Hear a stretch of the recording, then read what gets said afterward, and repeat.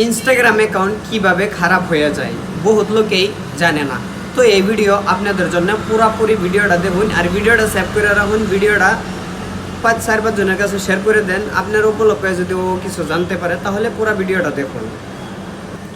অনেক লোকে বলে যে আনারুল ভাই আমার অ্যাকাউন্টটা খারাপ হয়ে গেছে, আমি কি হিসাবে ঠিক করবো।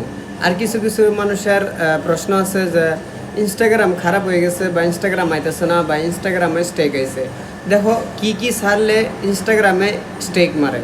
1 নম্বর হাত কাটা কোনো ভিডিও ছাড়তে না। 2 নম্বর কিনা আনো যদি মায়ের ফিড হইতেছে তাহলে ওইটা ভিডিও ছাড়া হইতে না বা স্টোরি লাগাবার হইতে না।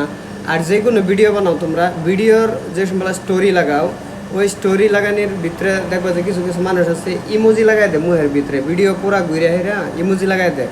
এইগুলো যারা কাজ করে ওগর অ্যাকাউন্ট ডিসেবলেট হয়ে যায় বা স্টেক আয় 1 বছরের, ঠিক আছে। আর হেটা কোনো টেনশন করার দরকার নাই, 1 বছর পরে এমনি ঠিক হয়ে যায়।